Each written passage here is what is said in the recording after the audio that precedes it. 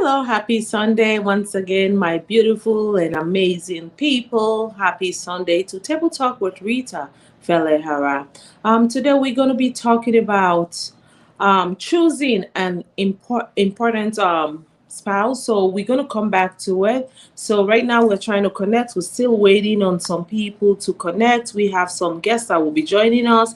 So I will go back again and welcome you guys once again. This is Table Talk with Rita Felehara, CEO and founder of Daughters of Sierra Leone. So please bear with us. We're still trying to connect some people. We are still waiting. I want to thank PROIB Blog, Born to Blog, for connecting us today and Daughters of Sierra Leone. So if you are watching us, we want to welcome you and thank you for joining us today. So today our topic is going to be choosing an accountability partner.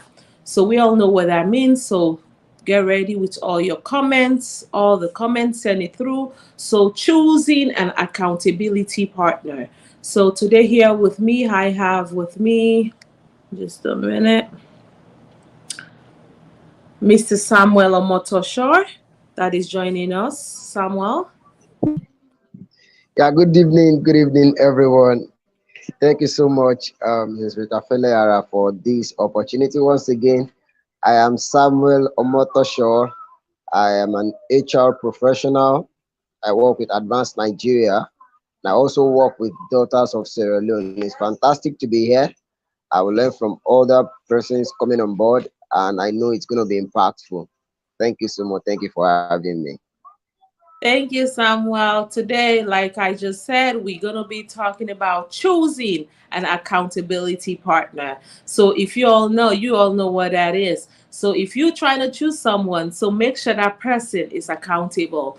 You can hold that person accountable for whatever it is. It could be work, it could be anything. So, accountability, it's a very, very strong word. So, Mrs. Samuel, I will let us just dive into it a little bit on the topic, please. Samuel?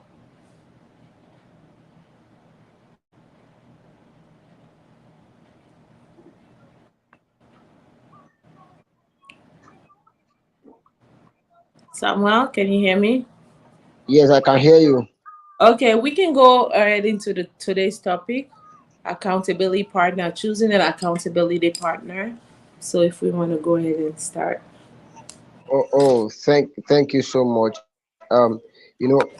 Every day we live with people, and individually we have our visions for our lives. We have our visions, our goals set for our career, for family, for everything that has to do with us. So at the beginning of every year, everybody says, "Oh, these are my New Year resolutions." All right, these are things that I intend to achieve this year. These are things that I plan to do. But sometimes we just set those goals, we set those plans, and it looks like those things are never coming to pass. And sometimes we feel, oh, because I have these plans in my head, I put them in paper so I can go out to achieve them. All of us need one person, all of us need one another, because it is not it is easy to say that, oh, I want to do this, but doing that same thing that you plan to do is another ball game entirely. And like I normally tell people, one is too small a number to do something amazing. Actually, I got that from John Maxwell's book, the teamwork, 23 laws of teamwork, right? If I didn't mix something up there. I just know that book is about teamwork, and it said one is too small a number to do something phenomenal. So if at all we want to achieve our goal, we want to set and achieve goal for life, for family, then there is need for this person we call accountability partner. So who is an accountability partner? Accountability partner is someone you share your goals and your aspirations with, and he ensures that he commits himself to make sure you achieve those goals. This person is someone that is not envious of you, is not jealous of you, is someone that want to see you progress. It's someone that wants to see you achieve your set goals. Is ready to celebrate your success with you, is ready to scold you even when you're not doing it right. So it's someone that you can call a confidant, and someone that can give you honest criticism, if you understand. So he is an accountability partner, and I will not mince words when it comes to this. Every one of us, we need an accountability partner. It is very sacrosanct. Let me stop there. We still have other persons that will say one or two things about it, but I know that tonight, get ready for an impactful section. And thank you, Samuel. For those of you that are watching, you are watching Table Talk with Rita Fela CEO and founders of Daughters of Sierra Leone. So if you're watching, happy Sunday. You're watching from PROIB Blog. If you're watching from Bantu Blood and from Daughters of Sierra Leone and from my platform, Rita Fela Official. I want to welcome you and happy Sunday to you. So we're talking about accountability partner. And so I know it's a big, big, big word. You like Mr. Samuel Omotosho, he just talked about someone you can share your vision. And so many times, Samuel, I've heard people say that sometimes some partners are killjoy. Some partners are jealous of one another. If this person is rising up on the top, and then the other person will feel like it should be me. We've had so many cases like that. So what do you think about that, Samuel? Yes, it's somehow somehow funny actually. Sometimes, especially, I want to guess you're referring to family spouse, right? Yes, spouse. Yeah, actually, for me, I think the moment we didn't get it right from the outset, the essence of marriage, then we cannot but have this kind of issue coming up in the home. Because for me, if I say I'm married to somebody, the moment I get married to that person become a part of me. So if that person is progressing, I am progressing. If I am progressing, the person is progressing. I've heard about people say, okay, uh, let me say, guys say, I cannot pray that my wife is more wealthy than me, or my wife is well to do, or is earning more than me. For me, it's not a big deal. If you are married to a princess, it means you gain access very easily to the palace. That's what it means. So if my wife is the governor, I am the first man. Don't let me say first lady. So that's how it is. That's how I see life actually. So, and I believe that if we all see that, oh, my spouse is a part of me, if I commit myself to the development of my spouse, I actually commit myself to the development of myself. So anything that she is, I am. So I think that we settle that mindset of, oh, is bigger than me, or not bigger than me. This is not even about ego here. It's not about ego. I don't see it as ego. I think it's feeling insecure or something. If my wife is Yeah. a billionaire, for crying out loud, I'm a husband of a billionaire. So I can spend like a billionaire because my wife is a billionaire. All right. So I think if we understand from the basis of the moment I get married to that person is a part of me. Whatever progress that person experience, I am also progressing. Whatever I achieve, she is also achieving it. So I think that will settle the case. All right, thank you, Samuel. So while we are still waiting on for other guests to join us, Elizabeth and Collins, and Essay Ayebene to join us, we want to welcome you. This is Table Talk with Rita Felehara. So please feel free to send all your comments. So we are here to answer to all your questions. So like Samuel just talked about, we're dealing with we going on the marital part. We've seen so many times that people don't want to empower their wives. People don't want to work hard with their husbands because they felt like, okay, if my husband make it through, he will forget about me. Or if my husband make it through, this is what's going to happen. And the wife too. People have said so many times, oh, why are you empowering your wife? Her place is supposed to be only in the kitchen, you know? Why are you doing so much to make sure she is doing well in life? But when you look at it in the other way, is she can do well, like someone saying he will be the husband of the first lady, or whatever it is. So both of them complement each other. If I'm the first lady, let me use first lady of the United States, right? My husband is also, he's going to be standing right there with me. And so I don't see why should any man or any woman be jealous or feel like, oh, if she makes it, I'm going to feel the certain way. We all have different oil and different way how God wants to bless you. Probably God is using your wife to make sure you are on top of what you're doing. Probably he's going to use your husband, but because of this mindset that we have as Africans, that he only has to be the husband that has to do well, that has to provide for the family, that has to make all the decisions. You can still make decisions. We have great women that are out there that are earning figures, or a lot of figures I don't want to name, but they are still respectful to their husband. They are still submissive to their husband. They are still doing what they're supposed to do as a woman and as a mother. So I'm gonna leave it now, and then I'll have other panelists to throw light on what we are talking about. Um, Let me see.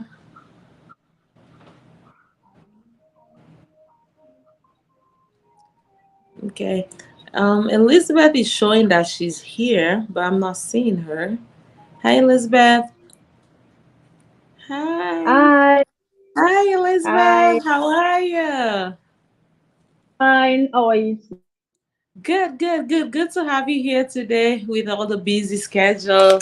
I would love for you to Too? introduce yourself to our viewers, and then we can. Okay.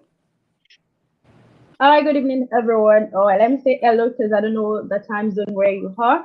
Okay, I'm Elizabeth Adeoye, and I'm a group training project manager with Advance International. Um, HR.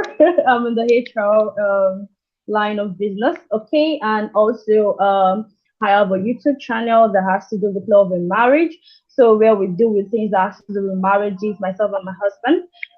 We throw discussions on things that has to do with marriage and relationships. So I'm here tonight, and I'm glad to be here to share out of my experience and to learn from the table. Thank you. Thank you, Elizabeth. Thank you for being here today with us. And I want to welcome you again, once again. And for those of you that are watching, this is Temple Talk with Rita Falehara, twin founders of Daughters of Sierra Leone. So if you're watching from PROIB blog, Bantu blog, and Rita Falehara official, and we have our YouTube channel as well. And before we leave, we're going to put Miss Elizabeth and her husband. They have a YouTube channel as well, and we're going to indicate all those things down below before we leave. So, Miss Elizabeth, so let's talk. So you already know what the topic is all about. So let's get this Yes. ball rolling. So what do you think, and what do you believe in this? Okay, just as Samuel has said, he has said a lot of things, and I really appreciate that. He actually hit a point where he was talking about you not being when each and everybody has to have an accountability partner. Then I'm looking at it from let me say the same angle but quite different one. I'm looking at you picking your accountability partner. Because sometimes if you get it wrong choosing your accountability partner, just as if you get it wrong choosing your life partner, then you are in for a real deal. But there are a lot of things you need to put in check when you're choosing your accountability partner. Because sometimes people say, but it's different from what they do. So sometimes you are looking at them, but as human, we tend to tilt to what people do more than what they say. Let me share a life experience. Like early years of my marriage is over 7 years now. Okay, so the early years of my marriage, there was this particular pastor.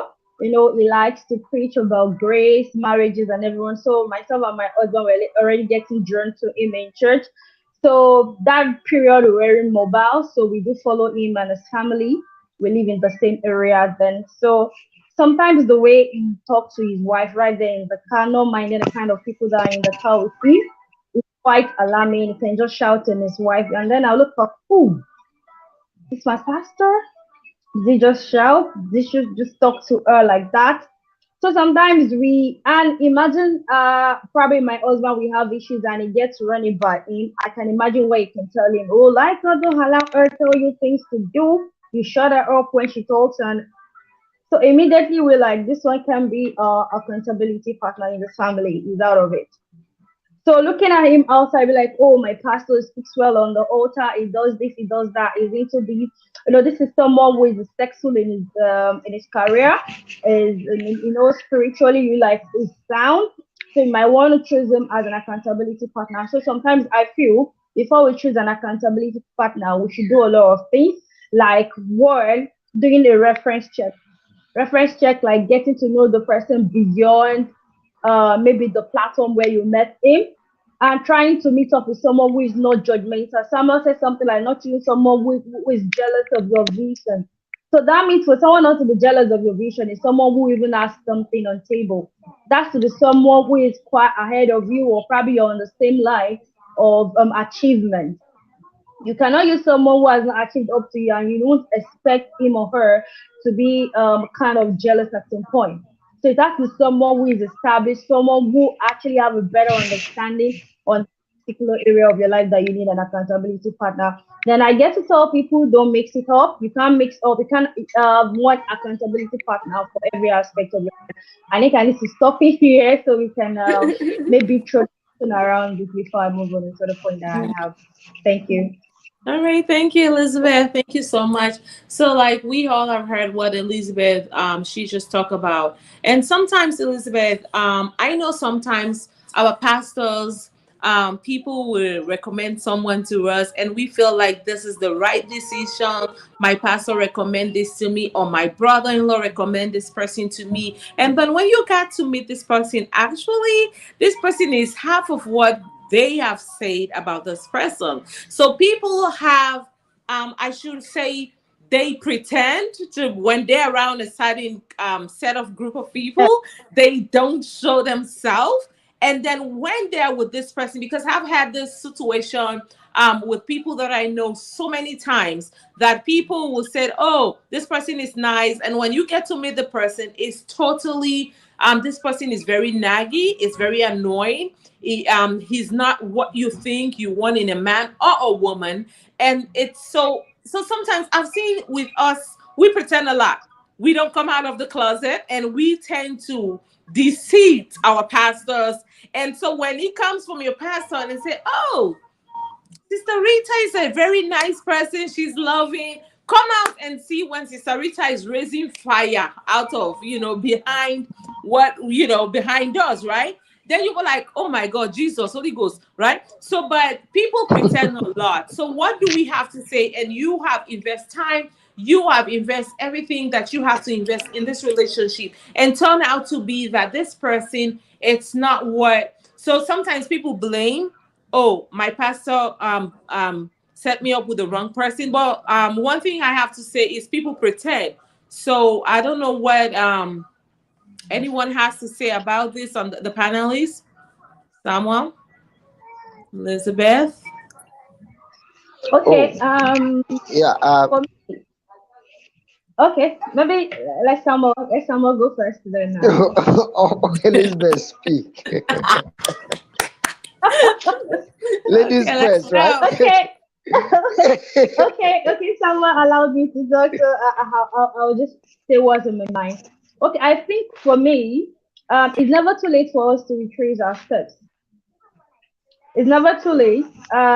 If someone introduced someone to you and you're not comfortable with the person, first, I feel you need to stop it at that point. Don't go ahead. Reassess everything you have done or probably carried out with the person, and start to think of how you can undo some of the things you have done. Then three, I feel you need to let the person who introduce that person to you know, so the person will not make further mistakes introducing that kind of person to other people.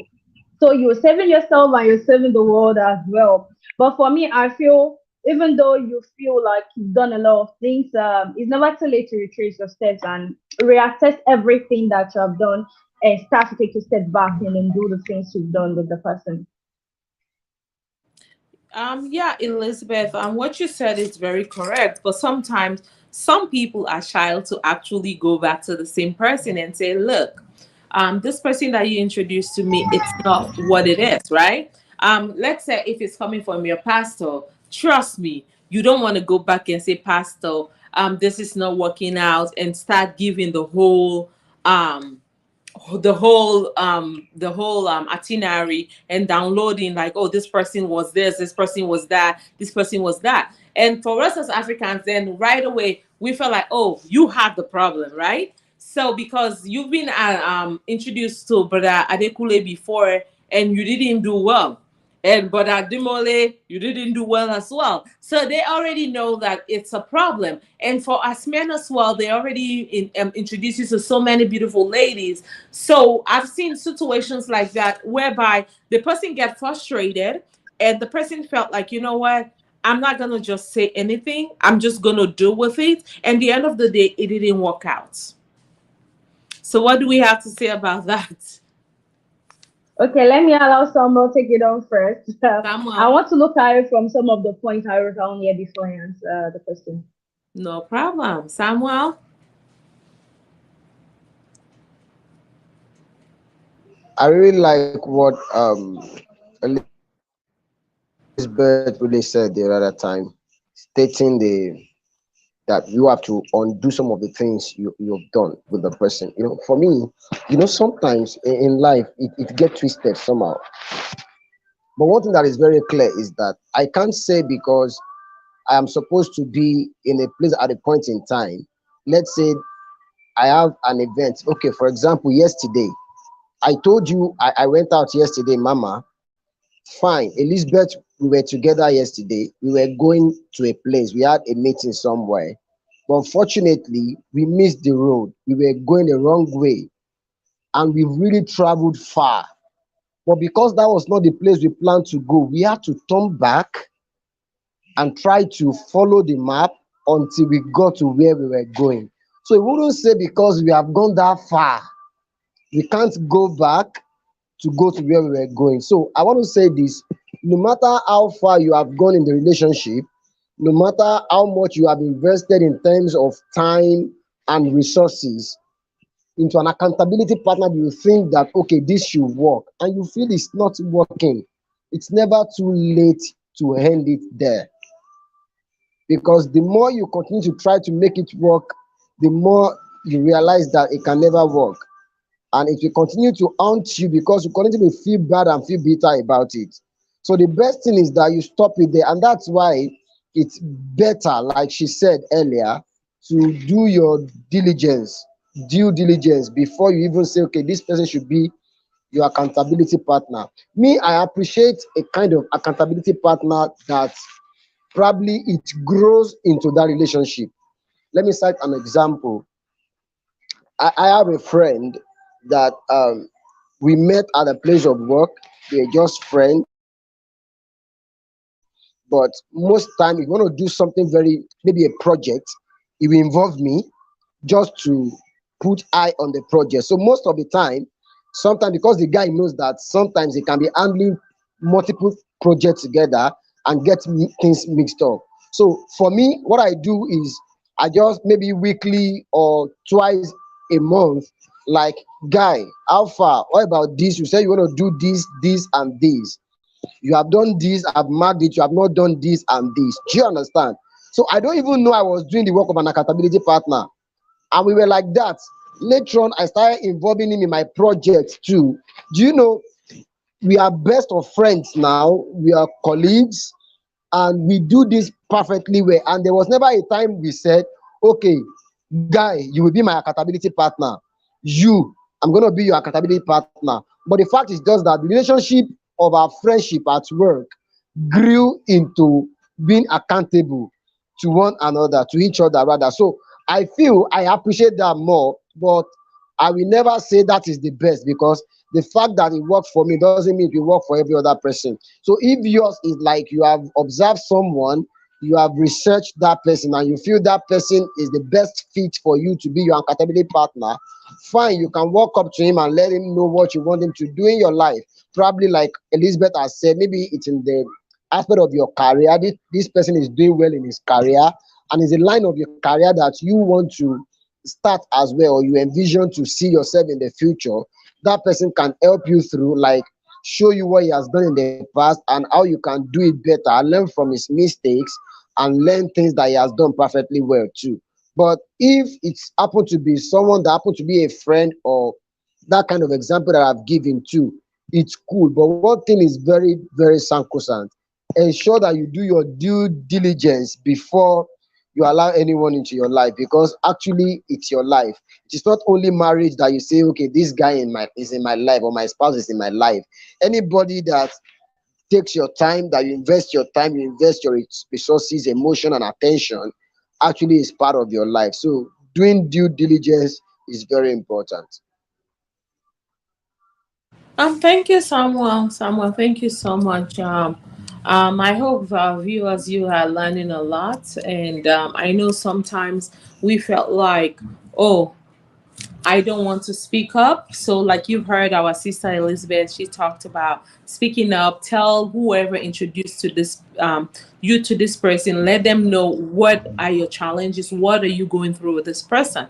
Because the silence, when you silence, you felt like, because I felt like a lot of us Africans, we die into silence. We don't like to speak up. We felt like, oh, you know what? If I tell this person that this person is not, it doesn't matter. You can be on date 30 times. If it's not working, it is not working. Move on. Move on, because sometimes we feel like, oh, you know what, I'm 30 already and they already introduced me to this person. Trust me, what you don't want to do is settle down with somebody that you don't care for, that you don't even love. That's the worstest thing that anybody could wish for anybody. Okay, so if you know that you're not happy with this person that you're with, and it's very hard. For a long time, all my siblings, everybody got married before me, and I was telling my dad, I don't want to get married. And for African parents, they think something is wrong with you, right? And when I find that right person, that I feel like, okay, this is someone I'm going to live with, then think about it. Like, you're living with this person. It's been 1 year, 2 years, 5, 6, 7. The days are going. And to me, I'm clapping for myself because I've done a great job. Because little things like will just trigger me, because living by yourself for over let's say 30 years, and you getting to marry to someone that is living with you, you guys are living together, and this person has his own habits. So to top it up, like, I always clap for myself. I tell myself every day, like, oh, you've done well. Like, that's the greatest achievement that anyone I have achieved. Always laughing. I have a dream. I am so proud of myself, because guess what? I found an accountability partner that I can hold responsible any day, anytime. I can call him, hi, Chief, look, come and give me. You understand? So that's what with the, and Elizabeth and Samuel as well. So for me, my prayers is for you to find that someone, man, woman, for you to find that someone that can give you accountability of everything, So I find mine. So you find yours. Complain a lot, like Elizabeth say. Tell whoever introduced you to that person, hey, look, this person is not good. This person is a if you're not complaining, you're not telling this person like, hey, look, I don't like this person. This person is AS, whatever. But if you're not saying anything, a silent mouth, you're not saying anything, the person feel like you are happy with the relationship. And a lot of people are settled with the wrong person, and then 10 years down the line, you cannot change anyone. Okay, sometimes people ask me, oh, it's gonna change. It's not gonna change. She's not gonna change. If that person is who she is, that's who she's gonna be like. So Elizabeth, I will hand it over to you, so for you to add on to what we all have talked about.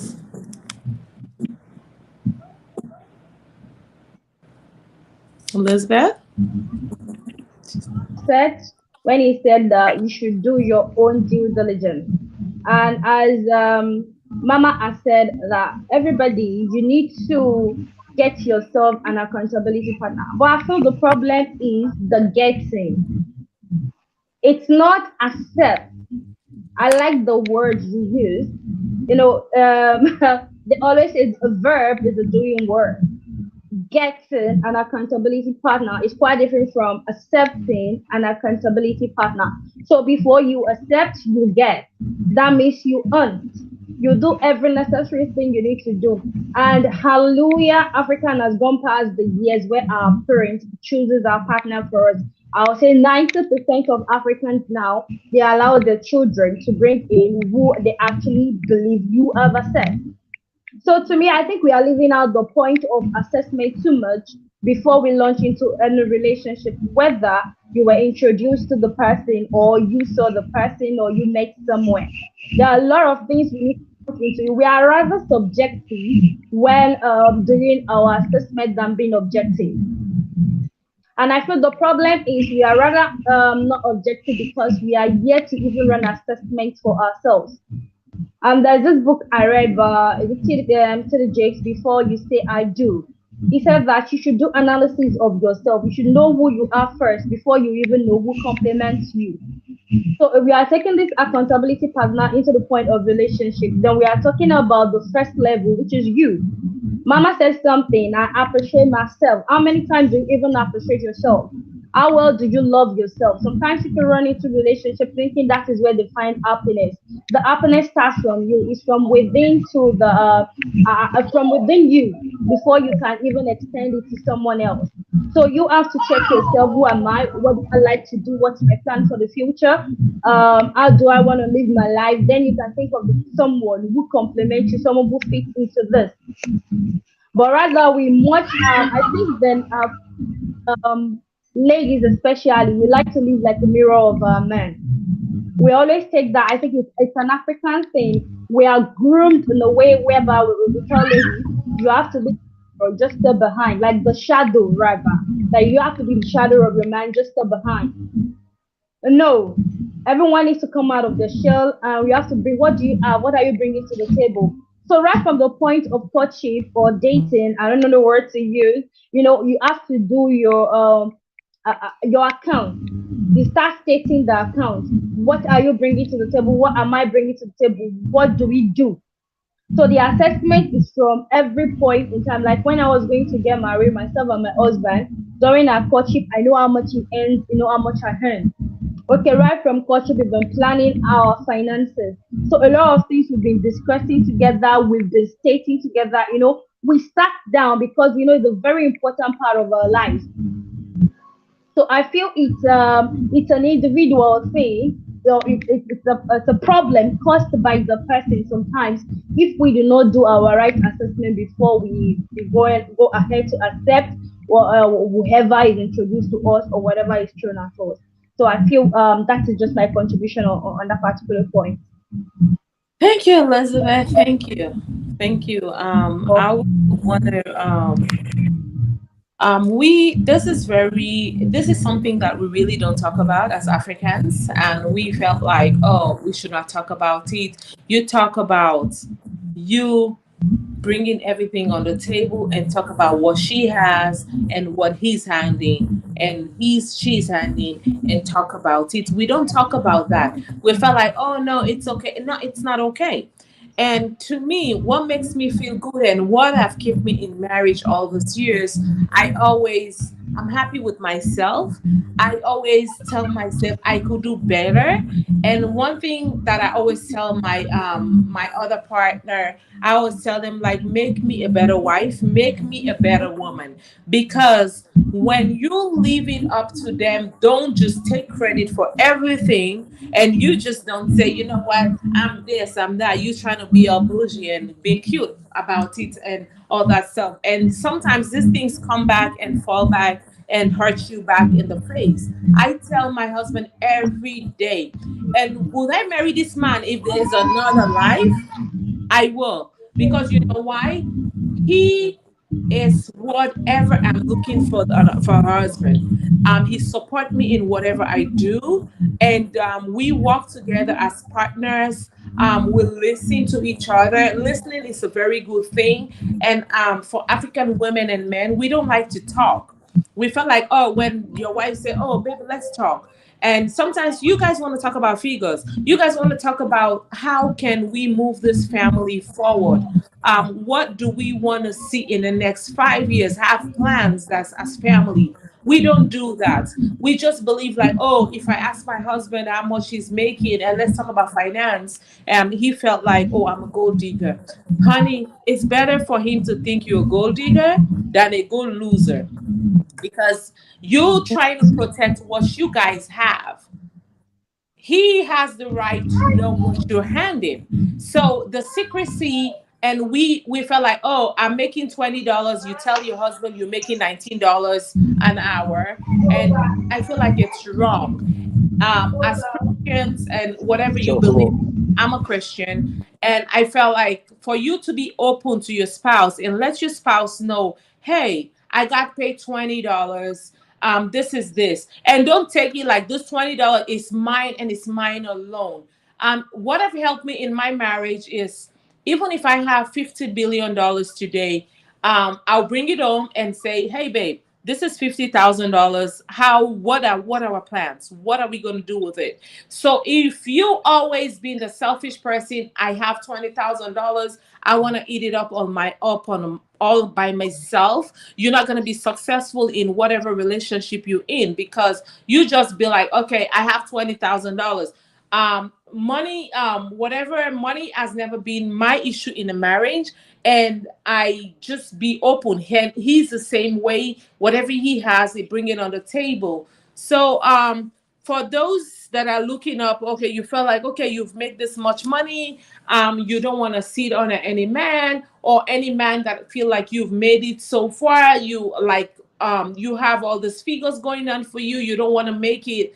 There it's a partner for everyone, but you just have to identify what you're looking for.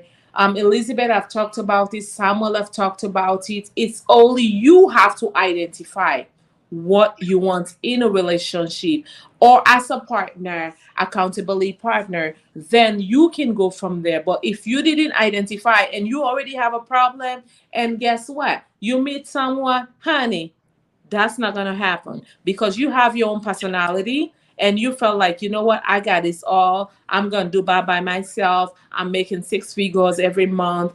Guess what, I don't care, you make six figures, a woman, you need a man to be by your side. A man, you need a woman to be by your side. So it doesn't matter. So if you felt like, okay, I've make it by, but guess what? When it's night, you need someone to be by you. And so it's the same to women. So we need each other. We complement each other. For some of us that are in marriage, like we look at it every day. For every day I miss my other half, and I said I can ask God for anything more than having him in my life, because when I have him in my life, I've changed so much. Things that I said that I wouldn't do, like I'm actually, like I'm walking into it. Like when I met my husband, I started going to I was going to church before. I was going to Samuel had been in my church before. Samuel, correct? He's been in my church before, and getting into the other part and getting to know the Lord more. And I felt like, wow, this is the experience, because my mom, she's a Muslim, and married to my dad, she's a Christian, and she reconverts herself to Christianity. And so when that happened, so I didn't know anything better. So the better thing that I could ever have in marriage, by marrying my husband, he actually led me into actual Christianity. And now I'll be the one that wake him up like, oh, we have to pray. Oh, this prayer is going on. So that's an amazing feeling for every woman to feel that you have accomplished. Sometimes it's not even monetary, but little things that your spouse do in your life, and you get to appreciate them for who they are. And for me, I have accomplished a lot because guess what?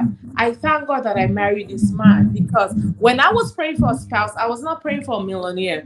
I was praying for someone that knows God. And I've not shared that my team knows, people that have worked with me, they know that I always pray for someone that knows God. And when God gives me somebody that knows God, that is the best feeling you can have ever. So, Elizabeth, I will leave it up to you for you to contribute to what we just talked about.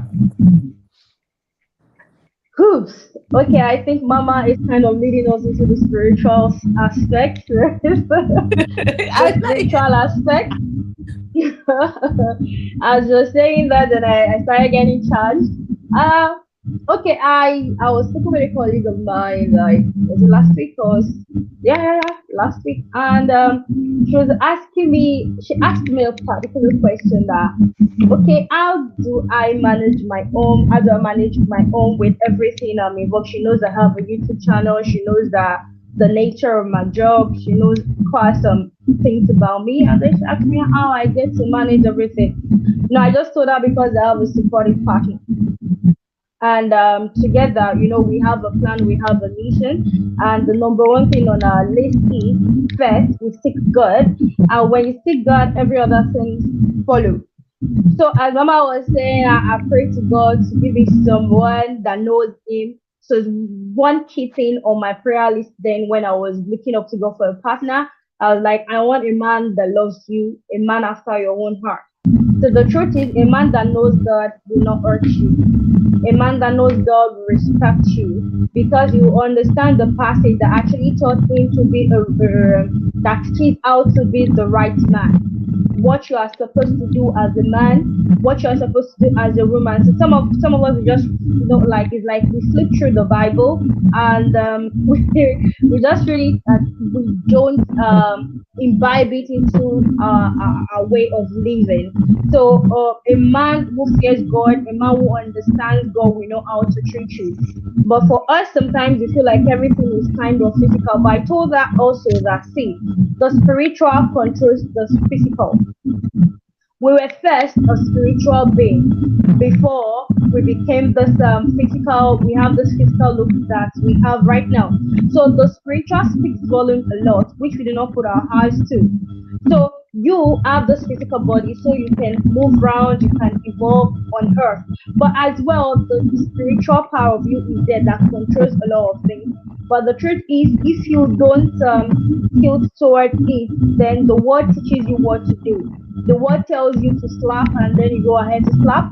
The word tells you to leave and then you leave. I think it's part of the point I wrote down here that even sometimes when people tell you, maybe introduce someone to you, it depends on you as well, how alert you are in the spirit to know if this person is the right person for me. And sometimes even the spirit helps us to know some relationships that are short term and some relationships that are long term. Like some people are just there to be your friends. Not everybody can be your soulmate. Not everybody can take up that seat to be your man. So you really need to take your time to analyze this particular guy. Is it the one for me? No, it's not. You do your analysis there. At that particular age that we are in, I feel we always have a lot of teachers, admirers, and then we get things mixed up. So someone who ought to have ended up as a friend is not ending up as a husband, probably because he was always taking you out, always buying you things, lavishing you with his money, was telling you, I earn 6 figures, like Mama said, and then you feel like you can never earn the 6 figures, and who loves I think it's the man, and then you leave out the right one for you. So I feel we need to key more into the spiritual aspect as well when we are choosing our partner. But tilting into the point I said that we have a temporary accountability partner and permanent accountability partner.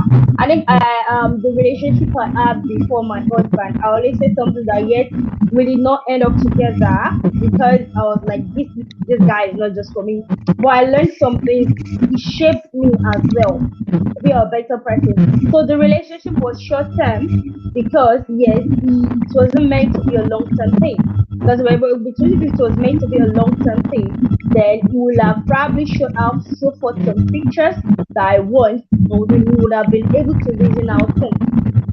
So, but then I just noticed that this one can never be someone that we are accountable to, or we are accountable to me, and the two of us together will be accountable to God in the long term. There will be a problem. So we have to still be very strong on our analysis and praying to God to help us in every decision that we make in life. So I don't know if Samuel wants to throw more light as the man to throw us more light. Probably we are speaking from the aspect of the woman. So maybe Samuel will give us a point from the man too. Yeah, thank you, Elizabeth. Let me add Francis that is joining us from Maryland. Francis. Hey, Francis. Hi, everyone. Hi. Hi. How you doing, guys? Welcome. Good. Welcome. So, Francis, you've been in marriage, and so do you have anything to add to what we just talked about? First and foremost, I'm very much appreciate for you guys to give me this platform. Francis, just a minute. If someone is not talking, let's just mute. If we are not speaking, because we are having like a bad signal. We're having a signal at the back. Okay, good. You're not hearing from me. I can hear you. Yeah, go ahead. Okay. So I said, first and foremost, I want to thank you for adding me to this program. It was amazing. Since last week, Sunday, you know that we had a topic the last Sunday, and me and another colleague, Mr. Cole, IB and others, and also you. So what I want to say is that I don't have much to say. I just want to listen to some people from there, and I can pick it up from there. Okay. But that's what I want to do today. So I want to wait and see. Then from there, I pick it from there. Then I will give my own comments, because for now I don't want to say anything. Okay. Yeah, I heard what my sister was saying just now, but I did not understand exactly what. Okay, you just joining in. Okay, she's trying to say. So you have to give people time, to digest. Yeah. So you people that already started it, let me listen, then I can come in. Okay, no problem, Francis. Yeah. So we just want to acknowledge that you are here and you are part of the panelists. So thank you, Francis. So Mr. Choko, that is he's sending his message from London. He's watching us. And Aminata F as well. She's watching us. She's thanking us as well. And we have, if we cannot read your comments, so please bear with us. It's a lot to deal with, and we are trying our best. Especially me, I'm trying my best. Of course, you are everything now. Make sure like you connecting, you like phone is ringing and all that. So I want to give myself applause. And you know why I like to clap for myself all the time? It's just like a motivation. I feel good, like clapping for myself and motivation. Motivation is the key. I feel yes. And for a lot of us women or men out there that you feel like, okay, whatever you're doing, you don't give yourself a props or like tell yourself you're good in what you're doing. And for me, that has helped me a lot. To me, to see who I am and what I will become and what I will become 20 years from now. And I'm going to leave more than that. But that have helped me a lot. So for those of you that are watching, start with yourself first. Don't say I'm looking for a husband and you don't have a good character, and work on yourself first. Or don't say I'm looking for a spouse that you don't even love yourself first. Love yourself first. And people say self-love.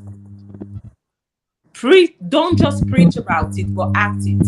I have acted this so many times because growing up, I feel like, okay, I'm beautiful, or I'm smart, or I'm going to make it in life. Trust me, honey. No matter what you do in life, you need that companion. And why do I say you need a companion? You need someone that is going to be by your side, that is going to tell you. So that's what we talk about, accountability partner. So please don't give up on yourself. Don't say, oh, I give up. Oh, I've dated 50 times. Trust me, honey. You can date 50 times. You can date a million times. Nobody even know. You, the person that is going on a date, know how many times you've dated this person, or you've dated this person, it didn't work out. It doesn't matter. You can date as much as you want. If you didn't find the right person, don't settle for less. Don't settle for less. If you settle for less, you're going to be in this marriage and you're going to say, you know what, I should have not. And a lot of things that are happening now, a lot of women, you want to settle down. A lot of men, you feel like age is not on your side. You want to settle down. Don't do that. You can settle down with somebody that you want to be with. The worst thing that you can do for yourself, settle down with somebody that doesn't believe what you believe in, somebody that doesn't love you, somebody that doesn't even give a I don't want to say the word, give us s about you. And guess what? You're screwed for life. And for me, I always use myself as an example. So for those of you that are watching, that are listening to what we have to say, for me, I like to give myself an example because I've come a very long way.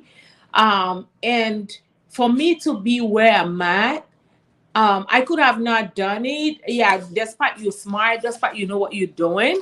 I could have not done it without my husband, because he's that person. Right now, I've been gone for over 5 weeks. He's home taking care of the boys, making sure everyone is okay. So tell me, how much? What can I ask for? What else can I ask for? That a supporting person, you have a spouse that support what you do and what you believe in. If you say, "Oh, babe, I'm going to Hawaii tomorrow," he's like, "Okay, I'm here. What do you need me for me to do for you?" So with that, what can any woman like ask for? That's a joy. I've been away for 5 weeks. And I'm so excited. I'm going home next week, right? I'm so excited to meet with my family, all the boys. I have all boys. By the way, for some of you, that's what I'm saying, the boys. I have all boys. I don't have no girl. I'm the only woman in the house. And I just thank God for God to give me to this person and that loves me unconditionally, that support, not only love me, that support what I do and what I stand for. So for any woman, my prayer, or for any man, my prayer is for you to find that partner that can understand you, that can believe in what you do. And sometimes so many people have said to him like, "Oh, you are over empowering your wife, she's doing too much. She wants to go here today, she wants to be here tomorrow." But I thank God that he has a mind of his own. That's one thing we should pray for.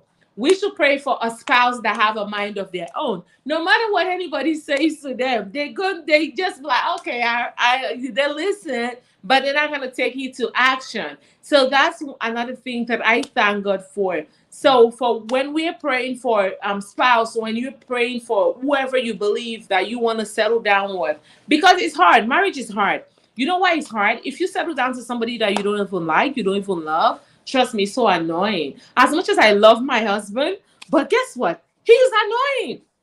And I see that so many times. I was like, oh my God, why did I marry to this guy? And then guess what? I take my step back and I say, why did I marry to this man? This man is a loving person. This man is a great man. This man has a fear of God in him. So that's why I fall in love with this guy. So all those things. So I'm gonna leave it to other panelists to say enough of my own story. I like to tell story a lot because guess what? It will help someone. I believe sometimes some people are, oh, she brags so much. I have every reason to brag because guess what? When God bless you with something, if you're not testifying, that is not good. So I'm blessed with a great man of God. And I am happy that I waited. I didn't get married the time I'm supposed to marry because I would have missed my own spouse. So I thank God for that. So I will leave it to Elizabeth or Francis wants to listen. So Elizabeth, I will leave it up to you. Okay, thank you, Mama. Just as you shared that you're away, I hope Mama will bring a lot of goodies for her, so she's coming back. I will. I will. I Okay. will. All right, just as you shared, I think last year, all through last year, I was away from Nigeria. I returned this year. From office, I had to be away from my family for 10 months. Wow. I was away, and guess what? My husband took charge. He took care of the kids that even when I returned, I became jealous of him. Like, oh wow, the kids are all over you. Like they just want to daddy, they want to play with daddy. But that wouldn't have been I wouldn't have been able to achieve it all if I had no supportive man.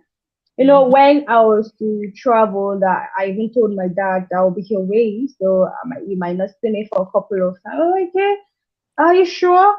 Oh well, you and your husband, you guys, the way you're together, nobody can tell you what to do. You just stop it there. But there's some of our friends, and close links that told my husband, like, oh, would you allow that? And he told them, why not?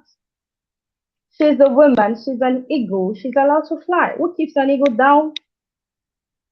When he called me and he told me that, no, I was moved to tears, like, what? You said all that? I said, yeah, I need to make them understand. I don't need to keep quiet when people ask me, why will you allow your wife? I need to tell them you're an eagle. You need to soar. We Wow. fly. We don't sit down. Yeah. So sometimes I feel if we do not get a partner who believes in us, it's a problem.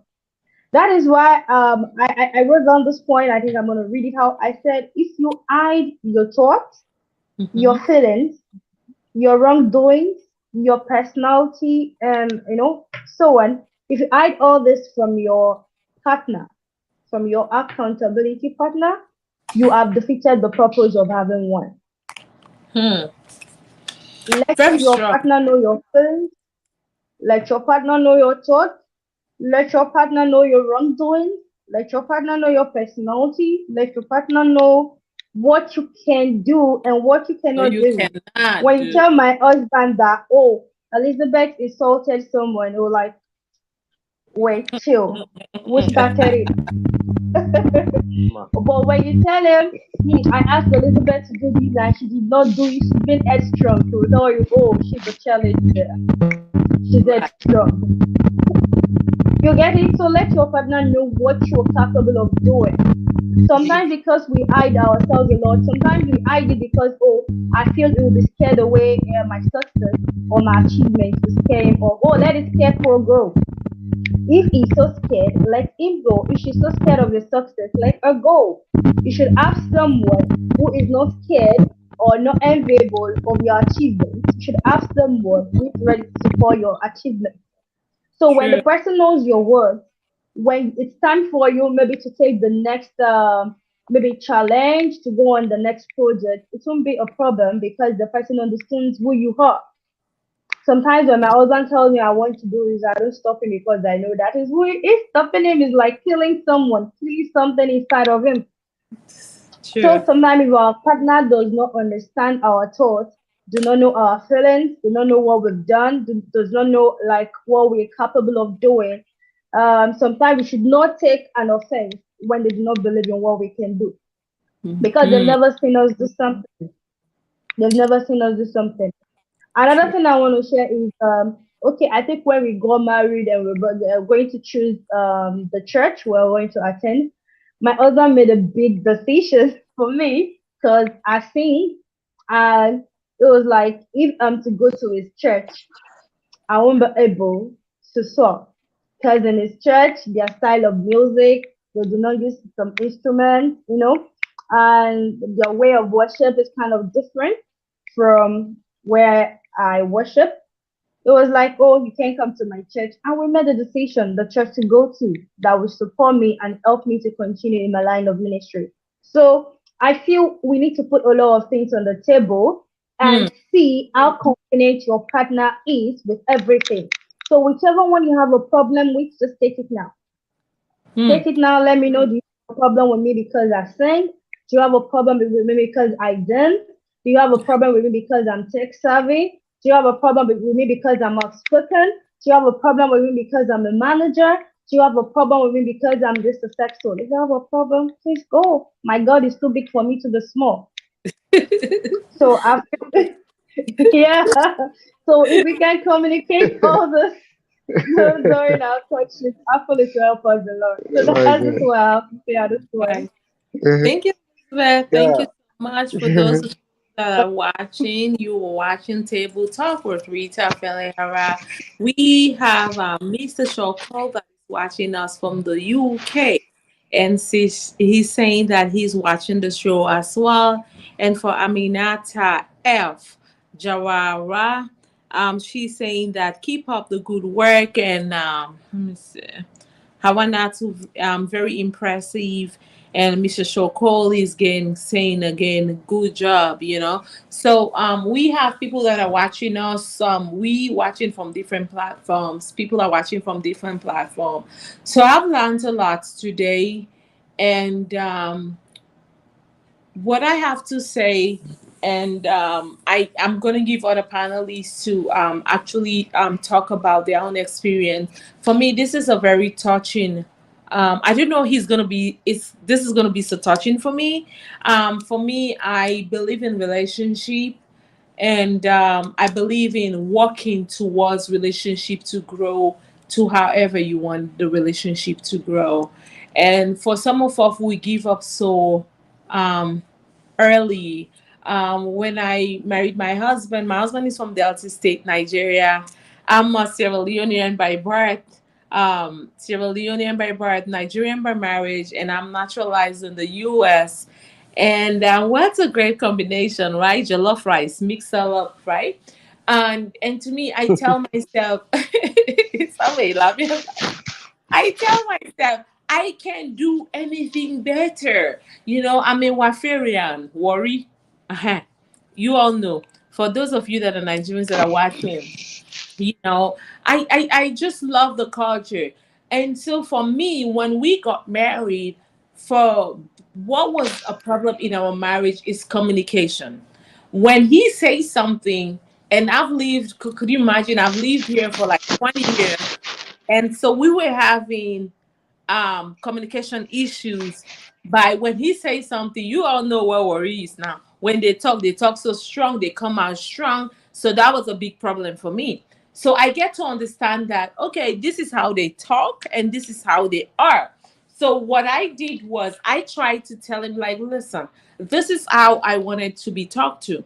I don't want for you to address me this way. I don't like it. It's unladylike. And guess what? We have walked towards that part. And he has learned, he wants to learn. And some of our men, some of our women, we hide things a lot behind the closet. Show your partner who you are. Like Miss Elizabeth talked about, if they say certain things about her husband will say she can do that, she cannot do that. So let your wife or your partner you want to marry to let them know who you are. Don't hide under the closet because I don't like surprises. I like for me to know what I'm getting into. When I've been into it, then you show me your true color, honey. No, I don't like that. I like for you to show me who you are. Don't come out for me under the closet and say, oh, I'm this. No, I'm not going to have that. So let me know who you are. Come out of the closet. Tell this person if you have a temper issue. My husband has a very bad temper issue. And but when we talking all the time, I'm that woman that is stepping on his toe. Don't say anything. I'm stepping on him. Like, don't say anything. And the husband that he has become through the years is a great husband. But would I if I have temper too, would I be with him today? No. Would I have able to deal with that BS? No, I would have not able to deal with it. Because even his family members, he has 7 sisters. I have 7 tigresses. I call them tigresses because they are if you do something, Elizabeth, they are coming, wow, ready to wow. But I am able to be in this for this long. So to God be the glory. I am in it and I will be in it and we will be in it forever. So what I'm saying, Amen. I know sometimes some people are like, what is she saying? I like to use myself an example because you know what? I have done it. So you can do it as well. It is not hard. You just have to able to say, you know what, I love this person. Look beside what he's doing and correct him. How can you correct him? in a nicer tone. Don't say, this man is a rubbish man, yeah, man, useless man, all this kind of bad words. Say, you know what, honey? I love you. I think you can do better. But just use your words in this way and he will get it. But don't just be rude about it because you are the one that is correcting and you feel like you're the smarter one and you correcting him. So you have to have an attitude like, oh yeah, I'm the star. No. I correct my husband, he corrects me as well. And what it is like, sometimes people like, oh, these are power couple, but to God be the glory, we are not power couple. We're still learning and we still want to learn. And do I happy of being there today? The decision that I made, being in the US here, going all the way to Warri. I don't have relations there. I have family in Nigeria. It was a big risk. It was a big challenge for me. So for those of you that are believing that you have someone somewhere, you don't want to take that bold step, your destiny is in your hands. And I took mine and it worked for me. And I believe it will work for you. You have to take that bold step. I take the bold step and we're celebrating our 10-year marriage anniversary. If I didn't do that bold step and take the bull by the horn, I will not. People tell me you're not from Nigeria, it's not going to work, he's going to leave you, he's going to this. We have 3 wise men. I call my boys wise men because they are wise men. And I'm really grateful that I make that bold step. Everybody discouraged me, but I didn't give up. Everybody say whatever they have to say to me, but I didn't give up. And one thing that make us, me and my husband, we look at what people are going to say. What are they going to say? What are they going to laugh? They didn't laugh. Next year, we will celebrate our 10th year anniversary. How can you shout? I am shouting. I will be shouting even more. Hey, how can you dance? Marriage is a beautiful thing. It's all how you want it to work for you. And it's how you position it to be. Relationship. When me and my, like, even up till now, Elizabeth, people ask me, are you guys boyfriend and girlfriend? I say I wish, but I'm happy. And you can be happy too. But let's just change. I know we women, especially what I'm saying for women, we have this strong personality. We don't want to see it. If we feel like we are career women, we don't want to listen to our husbands. If we feel like, oh, this, every morning before I go, I'm out of state. And before I go out, I call my husband, babe, what should I do? And he gives me that message for the day. And with that message, trust me, Elizabeth, I'm winning. When I go, I'm stepping into the realm. For people that have worked with me, they be like, Mama, you are bragging. It's good to brag. When you have a good someone, it's good to brag. It's allowed. Let me brag. Let me say what I want to say. Because you know what? I like sometimes people say like, Mama, why she didn't marry Sierra Leoneans? They are great Sierra Leoneans, but they are not for me. My destiny is in Nigeria, and so I accept it. So for those of you that want to marry someone from another country, don't limit yourself. Don't tell yourself you have to marry from where you are from. Or from Nigeria, I say you don't want to marry Sierra Leone. No, it is wrong, because guess what? I listen to myself and I tell, have I dated Sierra Leone men before? Oh, yes. And not even poor ones, so not poor ones. Very sound in the country, very yeah, you understand, Elizabeth? But I didn't choose that. I choose my part, my destiny, what God has destined for me. But look at it today. I have 3 wise men. They are Nigerian, right? So I don't look up to say, it doesn't matter if you are from Tanzania, follow your dream. Because guess what? You are the only person that are accountable for your decisions. So I am happy that I made that decision. I'm not saying Sierra Leone men are not good. That's not what I'm saying.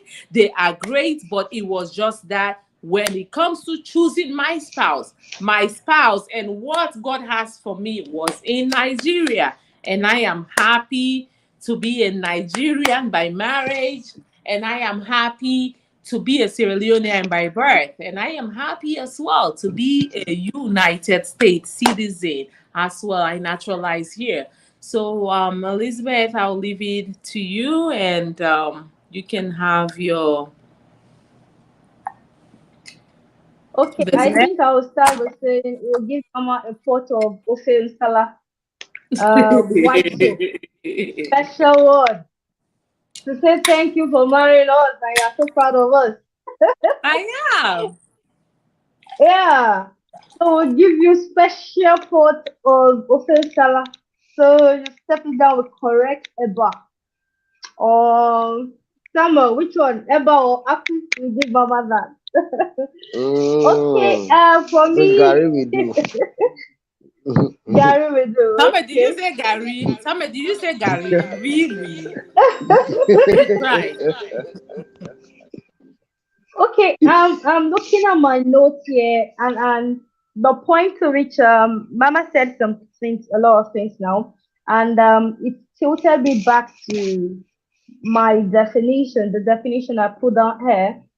I said that accountability partner is someone who supports another person to keep or be faithful and to have progress on a desired goal. So I think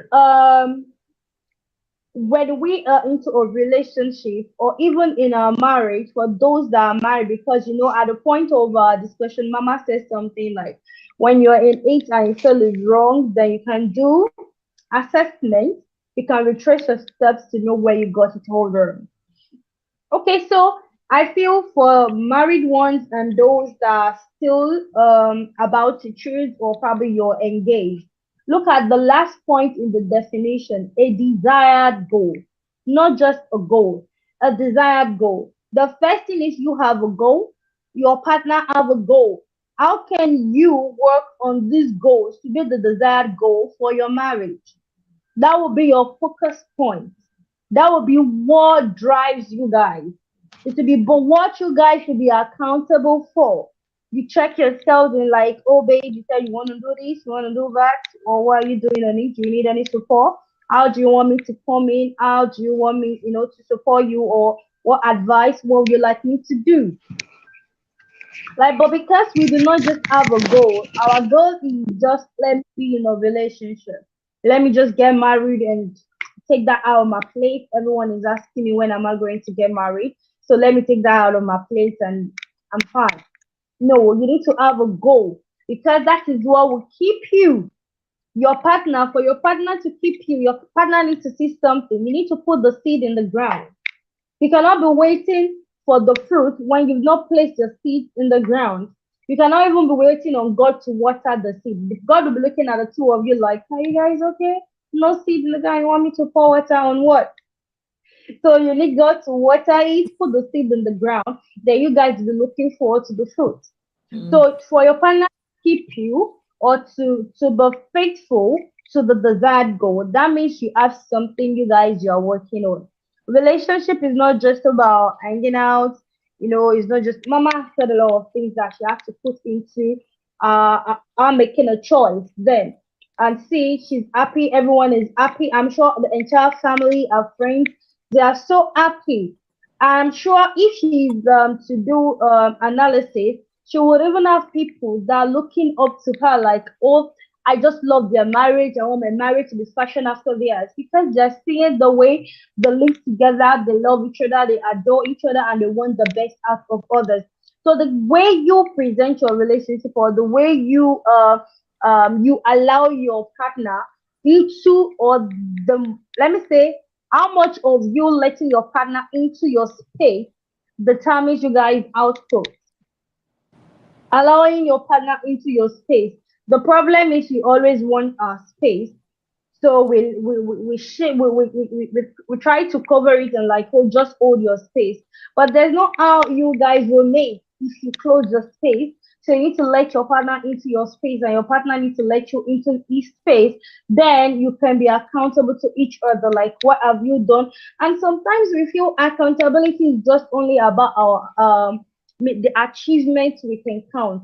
Mama said something, and it's very important that when she met her husband, it has helped her spiritual life a lot. She now knows the Lord and she loves the Lord more.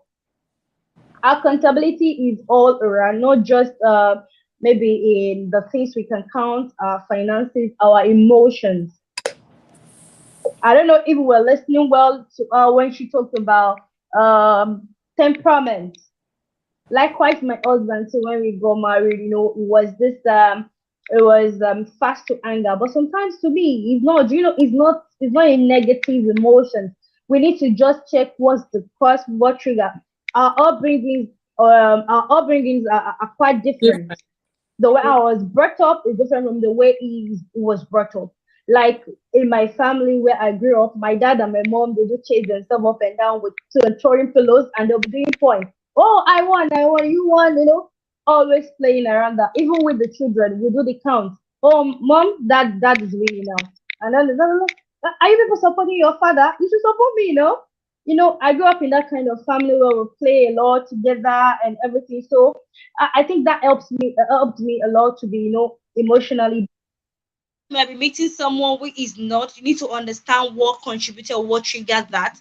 Then we work around it. At some point when I was not getting it well, sometimes when he's angry, then I'm hungry too. I told myself, oh, do I really want this marriage to work? Then I have to listen. So I calm down, I listen to him, I understand his point. When he's all calm, then I go to him and tell him, guy, you said this, you said that. I really don't like it. Don't you think we should have said it this way? I understand your point. You really have a point, but why not let's view it from this point? And everything worked out. I would say is more calm than I am now. So sometimes we should not see our marriage like once we just get into it, everything will be all better versus it won't be from the very beginning.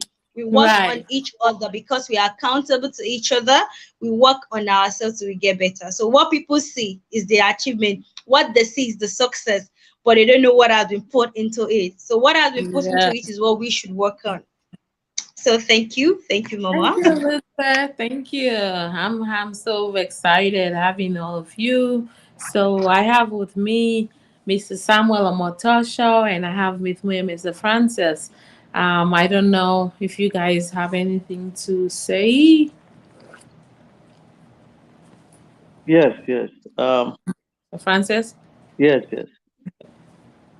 As for me, you guys said it all. You said it all.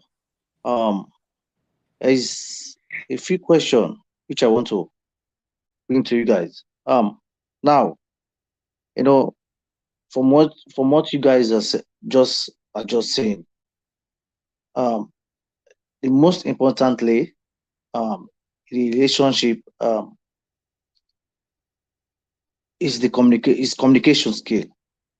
You know, communication very important because if there is no communication, I don't think that relationship will work. And trust, communication and trust. You have to trust the person. You are a great example because of trust that lead you today where you are. Your husband so trusts you. Look at the time that you leave him. Yeah. 5 weeks.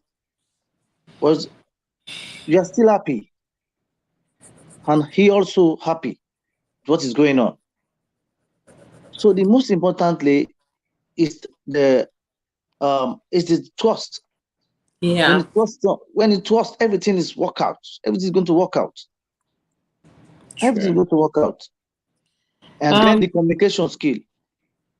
You should true. always be communicating, just like what you are trying to say just now. Because Hmm. without communication, nothing work out. Because you have to check on the person. You have to Right. call. Oh, how you doing, darling? How is work today?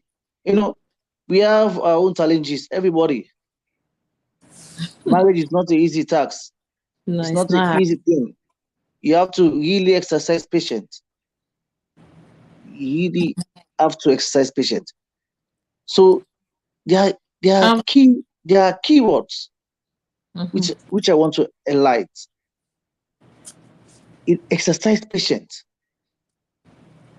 The word exercise patient will make marriage last. When you exercise patience,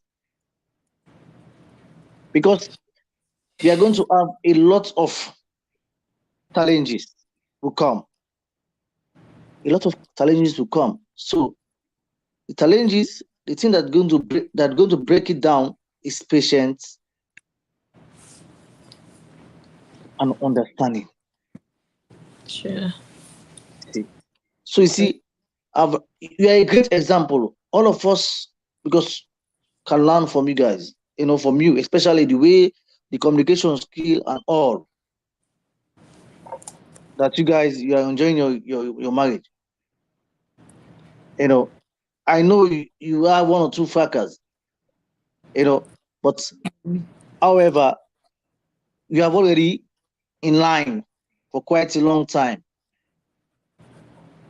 So you see, like what my sister was saying, that's my sister, that the trust, this trust is very important. Mm. When you trust someone, everything is okay, because you will never think negative. Right. You will never. If you don't trust the person, you always think, oh, maybe you have another side chick, something like that. Leave him alone. Trust God. Well, Francis, Yeah. you talk about trust. You've talked about pretty much trust. That's what the whole issue is all about. I've had so many people. My husband is always in Delta. He's from Delta. He does business in Nigeria most of the time, and so he goes to Nigeria more often. And so people actually that are Nigerians, they will call me and say, "Oh, aren't you're not like you are you not scared that your husband is always there, you are not there, you need to go and mark your fruits, you need to go and do this." I say, the day that I'm married to this man and I take those vows, I have stepped my foot into Delta State and I have married this man. Whatever foot that I need to mark, that's an extra. I trust my husband. I've never sit down for one day and when he's going to a meeting, he calls me, "Hey, I'm going to a meeting. Um, this meeting is going to be this." Even if it's my own nonsense that I have to say, he will take that nonsense and form it into sense and take it with him. Um, I've traveled for a while now for work, and every morning that I wake up, my kids go to school by 7:30 in the morning. I'm still in the same time zone. By 6:30, um, before then, we already prayed. Me and my husband, we already do midnight prayers. 6:30, we're up. We talk about how our day, we prayed. We talk about what we want to see in our day and what we want. And to be funny is, me and my husband, we work together for quite some times, and people ask me, "How do you work with this man and you live with him in the same house, you work in the same office together, you come home to this man, how do you do it?" I say, "I don't know, like, we just do it." I just don't It's God. see, yeah, I just don't see, like, okay, that's my husband. But when it comes to figures, Elizabeth can, go into it and the banking system somewhat. But I just be like, what, this is my husband. We're working together. We just respect each other, and we work together. We worked together for over 4 or 5 years. We worked together, very successful business that we built together, and we do it.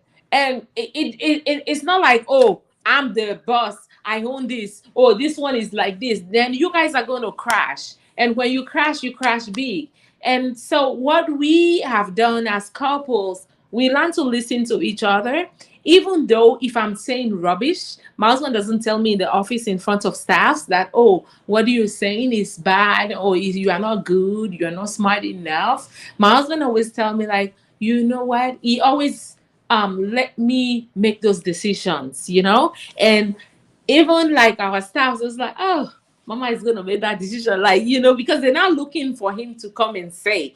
He always put all his finance into it, but they're not looking for him to come and talk. I would be the one to come and talk, and I'd be like, "Okay, Maria, this," and I would say my thing, what I want to say. But I am happy that is he putting the finance into it? Is he the one that is doing it? Yeah, but he doesn't make, because he's the one that is doing everything.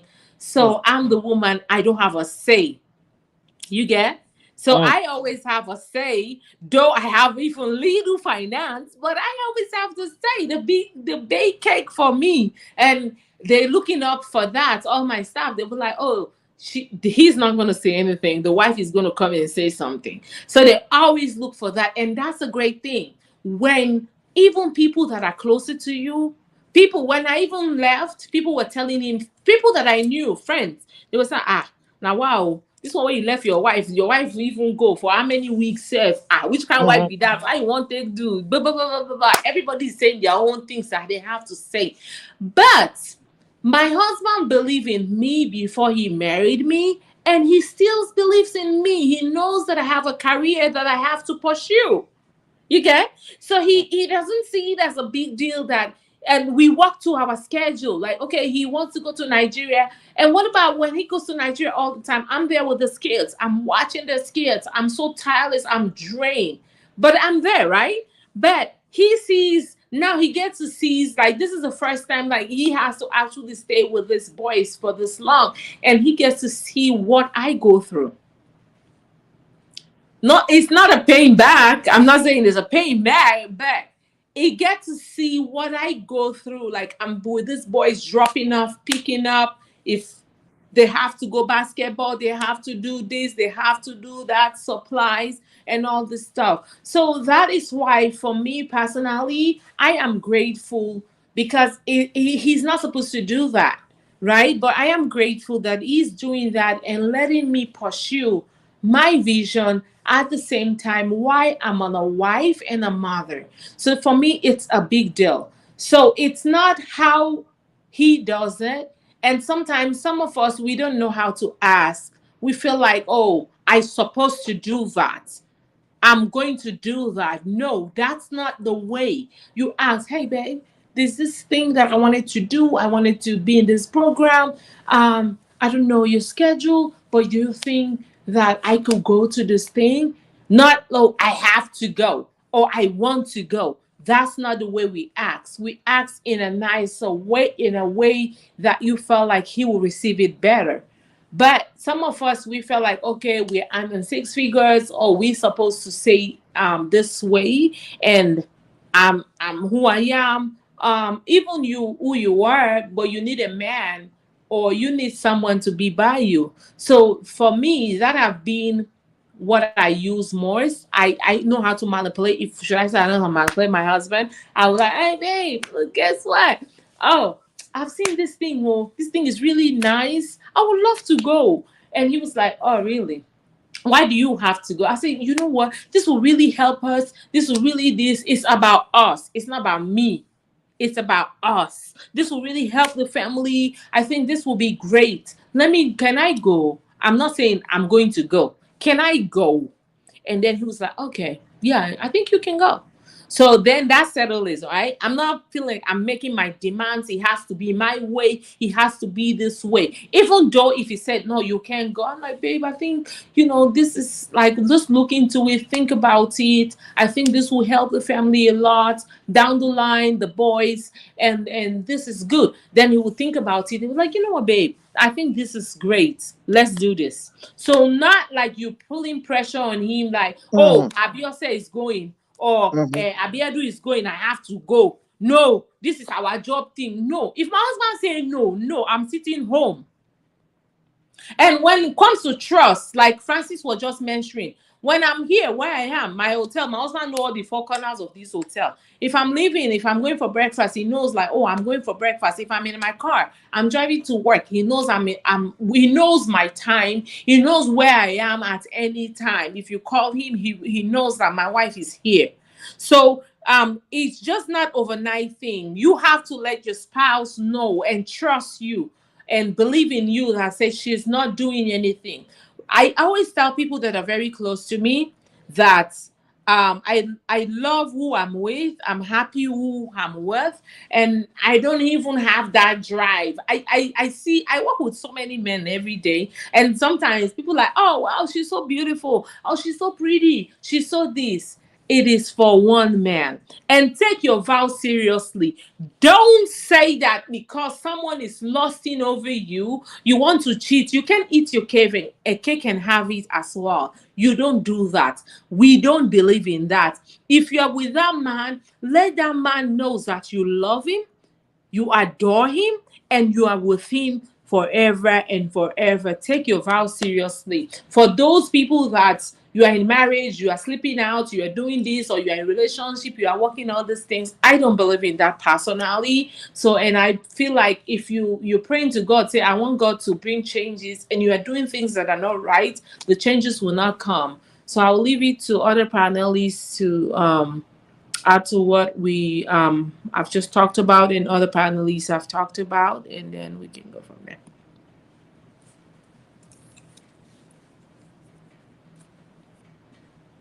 Lisbeth. I was Lisbeth. actually waiting for when you said leaving it to other panelists. I was like, probably someone Lisbeth, actually. sorry. Yeah. Lisbeth. Oh, okay. I don't know. Okay, should I go ahead? Yes, Yeah. go ahead. Definitely. Okay. I think it's just something little to say.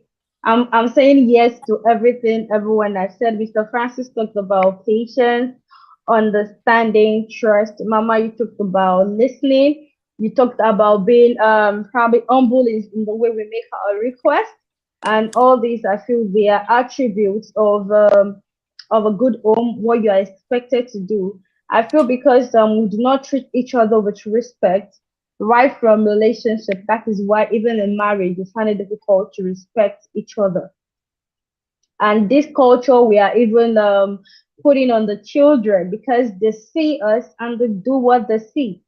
So that's why some of them are even disrespectful outside because they're used to it. The parents do disrespect themselves. Like the one I shared at the beginning of the meeting, I talked about the pastor that do disrespects his wife. He doesn't care when, he doesn't care where. So you just talk. So I feel it's a problem of communication they had while they were cutting and they're still having the problem understanding themselves, and also empathy. Empathy is key. If you are unable to put yourself in the shoes of your partner, there's some things you would do that you feel like you've done it well, you've done it right. Sometimes when you can think and like, oh, if this thing was done to me, how would I feel?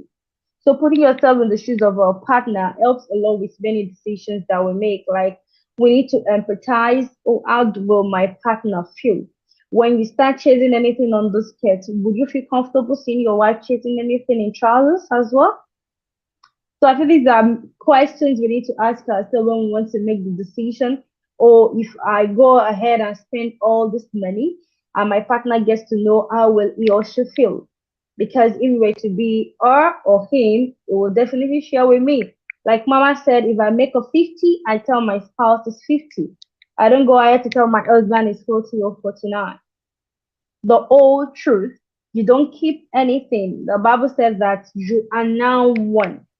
You are now one is still the best mathematics that nobody has been able to solve.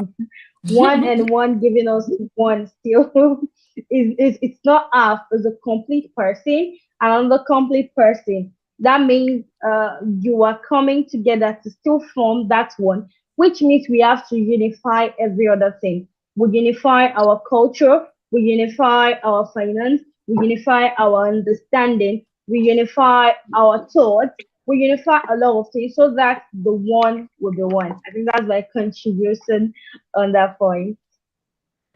Thank you, Elizabeth. I know some of our viewers are asking for us to speak Creole. Some of our panelists doesn't speak Creole, so that is why we are communicating in English. So if you want the other version, probably we can come back with it and speak in Creole, so that way you will be able to understand what we are saying. So I'm gonna just run through a little bit of what we all just have talked about in Creole for, because we still have some people here that are watching that are speaking Creole, which is our local dialect in Sierra Leone. So just bear with me for a minute, Elizabeth Samuel and Mr. Francis understand Creole. So for una where they watch, we don't talk about relationship. We talk about accountability and for choose your partner. We don't talk about all that stuff in there. So what do we mean by that is we mean say now for trust you man, you for able forget that confidence say this man what I deal with or this woman what I deal with, this woman ki able for do things the way and once myself ki able for do the other one. If they pay you 1,000 euros, not to work like Panama talk say this 1,000, not 1,000 they pay me na 500 euros. Can't tell the man say na 1,000 euros na they pay me, or tell you web say na 1,000 euros they pay me. So that woman know what they work towards. So that they can help you relationship as well. And a lot of things then they boku things and the way I feel say you can able for let your spouse able for work with you. Not a way you talk to Santigi talk something, you can't tell the man, say not to na so Santigi talk, and we know to Santigi talk. So please, if you're in a relationship or you want to go into a relationship, you the cult, not lie to your spouse. Tell your spouse always waiting at it too. Me when they talk to you, and then they lie to me, man. I don't marry to me, man. We get 3 picking them.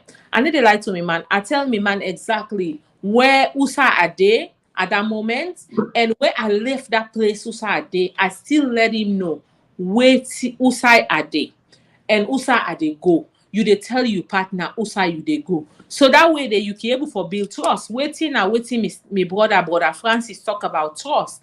Trust na big factor na any relationship. If person not trust you, he not go able for deal with you. So you therefore create that atmosphere. Say this person trusts me, and trust you cannot force trust. You know they force the person for they trust you. You therefore earn the trust because waiting do they like it today are they able for go any partner in the world. Even if I not call me man for 1 or 2 days, my husband will not feel I'm cheating on him. He's not thinking I'm doing anything outside my marital thing. He's thinking she's resting, she's tired, she has to get herself together. But you self want to build that kind of relationship. If you resting and then your husband call you one time or your boyfriend, you didn't pick up, he's thinking you are cheating on him. That is bad.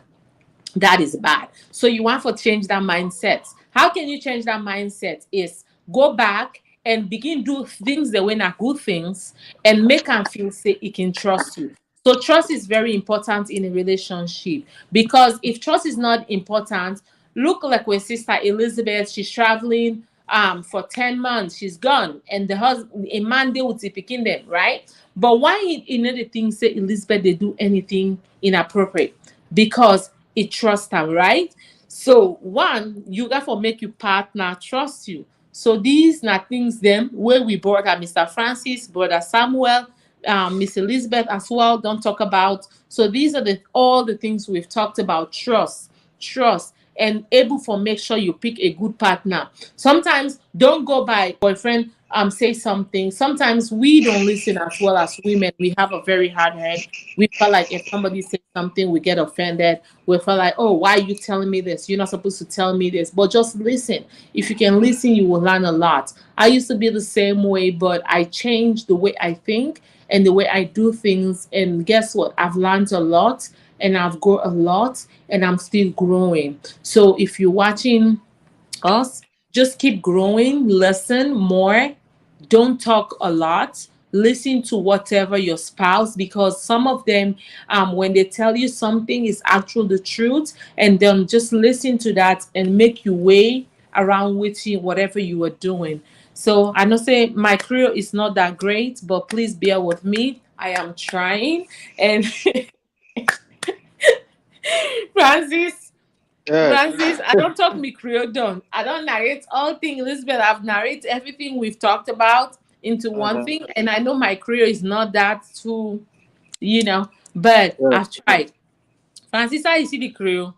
Clear, the Creole, okay. Clear, yeah, okay. Clear, well, clear. So I will have I know it's well time spent. We've been here for a while, and tomorrow is Monday.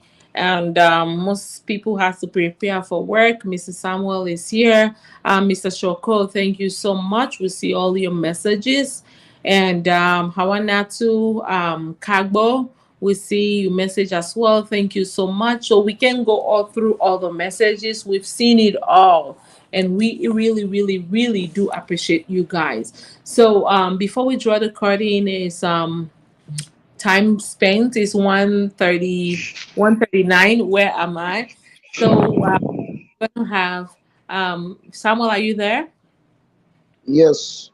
Okay, Samuel, thank you so much. I really appreciate you. So before we draw the curtain, I'm gonna have you say your final words and where can our viewers follow you, and where can they get in contact with you? Thank you so much, Mama Rita. Thank you so much, Elizabeth, for that exciting and impactful session we had today. I've learned a lot, quite a lot. Thank you so much, Mr. Francis, for joining. I will say this as I conclude.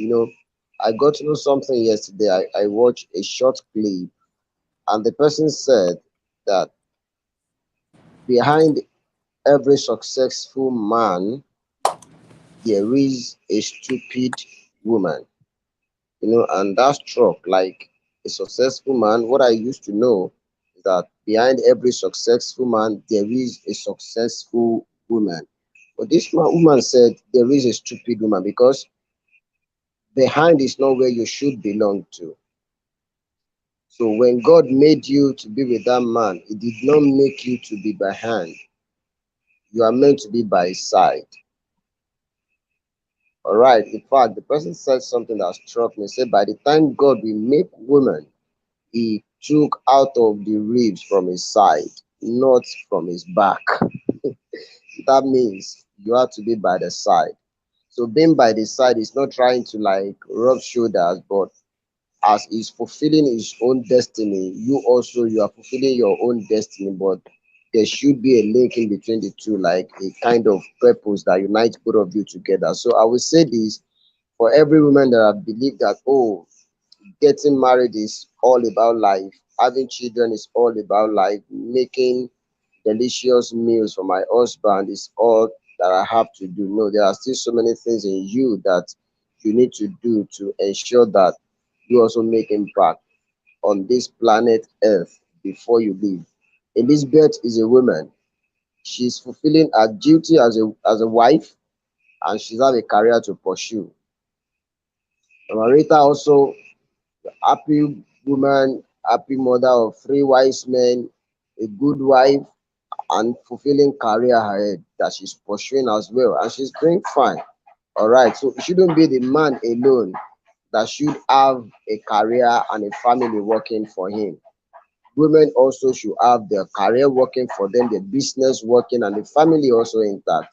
So that's my conclusion this night to every woman out there, that you are not supposed to be behind the man. You should be right by his side, supporting him, and while you're fulfilling your purpose too. So thank you, everyone. Thank you for this opportunity. Thank you so much. Thank you so much, Elizabeth. Thank you, Mr. Francis. Thank you, Mama Rita. I say thank you, everyone, for watching. Thank you for your comments and everything you have done tonight. So amazing. I learned a lot. Thank you. Bye. Thank you, Samuel. Thank So you so much. yeah, I'm gonna hand it over to Elizabeth for you to give your final words and for you to say where people can watch you. I know you mentioned you guys here and your hubby has YouTube thing, so people can follow you as well and watch what you have to do every other day. Okay, thank you, Mama, and thank you, everyone. It's been a fulfilling time here. For me, I just want to say, as I said earlier, the marriage, relationship, and all, it's not a bed of roses. As interesting as it is, there are periods where there are downtimes, and just put it that way. But downtime is not end time. So the downtime is probably the time for you guys to reassess yourselves, look where you got things wrong, and how you can make things work out. But do not force yourself to make things work out. Work out things with who is ready to make things work out. And also in our marriages, when there are problems, it's not the time for us to shh. It's the time for us to go talk and analyze. And as well, the two of you being an accountability partner to each other, you need to have But someone you look up to, could be someone who's spiritually or emotionally or marriage-wise sound than you guys, or who has been ahead of you, that you guys can you give you can share whatever problem you're going to, you're comfortable with though, and can actually advise you in the right way. So you should have someone as well you can talk to. Do not bottle in all the emotions, because when you bottle in all the emotions, there's a problem. The day everything will burst out, it will be like a spilled milk. So try as much as possible to resolve all conflicts, um, communicate, and also get help when you need help. Thank you. That will be all for me from me rather tonight. Thank you so much. I really Thank appreciate the time spent. Thank you. you. Thank you, Elizabeth. Mr. Francis, I will have you have your own final words and what you have to say to our viewers. Yes. Thank you, every one of you. I'm very much delighted. Thank you, Madam Rita and Madam Elizabeth, and also my brother Samuel. And this platform. What I want to say is that people, this platform is not only for a marriage people. No, it's totally for relationship and marriage. It's not only for marriage. So I would like you guys to come and follow the page and support the page, because you too will learn from this. You will learn from this, because however it be, however, you will one day join this battle. You will join it. There is no way. So in that case, I want you guys to join the page and support the page. And also, I want to thank all of you that are watching us. So, and I hope you guys will join us again on Sunday, whatever it is. And that's all. Bye. Thank you. Thank you, Mr. Francis. Like Thank I you. like that you just highlight that this page is not only for married. I've been through my own journey before, and Miss Elizabeth through, and Mrs. Samuel. We have all been single before, so why would tackle the marital part? It's because now I'm speaking as a married woman. I'm not speaking as a single woman, but it's a lot of tips that I have to give you. Me being single and how was I able to stay in marriage for this long, and how am I doing it?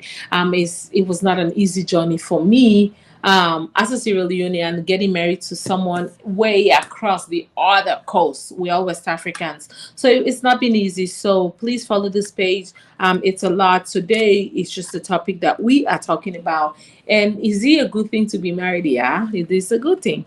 It's a blessing to be married. Yeah. While I was single, I was praying for God to bless me with someone. And so you want to know that journey as well. Elizabeth has great stories as well. We're going to post our YouTube channel. Samuel has a great story as well. And we miss Miss Ese Ayebene and Mr. Collins. They were supposed to join us today, but because of the internet and we were trying to connect them, they could not be here. Collins, Elizabeth, Collins, I'm saying Elizabeth, Collins, and So me we people in Salon, me people in Africa, in we me we Salon brother and sister. no, definitely. No, we're talking about the people that were going to join us. They were the flyers. They were supposed to be here. So we want to say thank you. And you guys made a great effort. And I want to thank PROIB Blog, and I want to thank Bantu Blog. And for all of my beautiful viewers that are viewing us from Sierra Leone, I want to say thank you. And I want to thank all of my viewers in Nigeria as well, Ghana, wherever you're watching us from. I just want to say thank you for being part of I this. thought that you want to see Tata to the local diet. So I will look at diet, Tata. Oh my God, Francis, you're becoming annoying. I am going to do that. This is my show. Let me talk. Okay. Well, Francis is reminding me because for some reason, I don't know why people feel like I'm not speaking a lot of Creole. I am so sorry. The family them are so sorry. But last week, the entire program was on Creole, and I have Yeah, some yeah. my co-workers that are watching as well, they don't understand Creole as well. So I try to balance it out. So I hope you guys understand. I have people that are not Sierra Leoneans, so I cannot speak only Creole.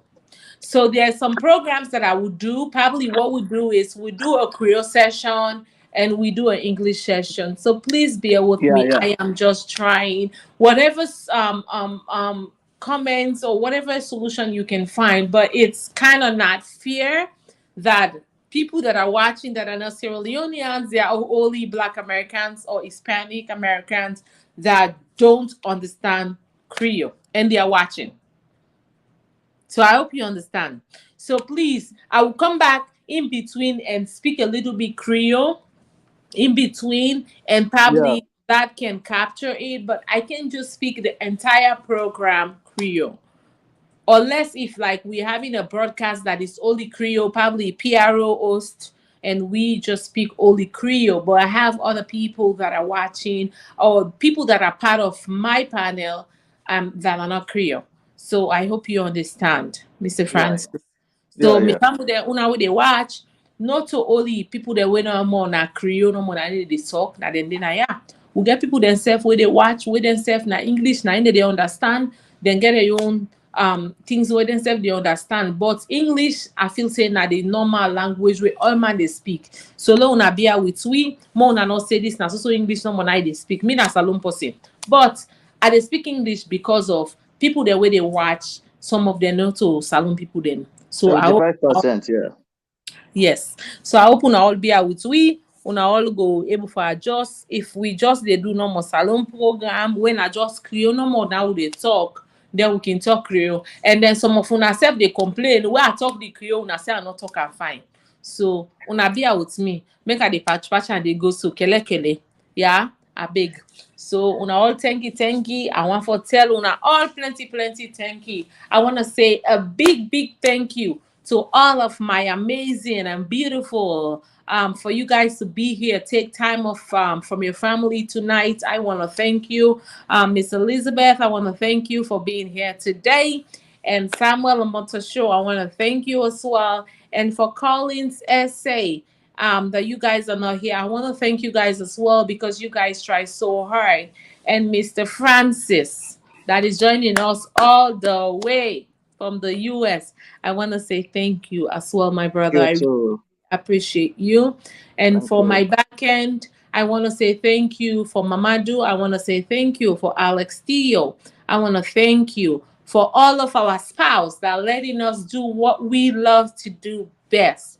I want to thank you guys as well. For my husband, Mr. Chief Christian, Mr. Hara, I want to thank you for letting me do what I love to do best. I want to thank you for Alex Theo, Christian, Maro. I want to thank you. And for the RS family, I want to thank you for letting me do what I love to do. And Elizabeth, thank you so much for being here. Samuel, thank you once again. And Mr. Francis, thank you once again. PROIB blog. Thank you for all my amazing and beautiful guests. I want to thank you all. We could not do this thing without you. So I want to thank you and happy Sunday. If you're celebrating your birthday today, I want to wish you happy birthday, wedding anniversary, or whatever you are believing God and you're thanking God for today. We want to thank God with you as well. So, Mrs. Shokol, we want to thank you. And Aminata, we want to thank you as well. So thank you till we see again. We want to say thank you from Table Talk. So good night and good evening, everyone, and have a blessed and good evening. Thank you. We're about to join. So bye-bye. Bye.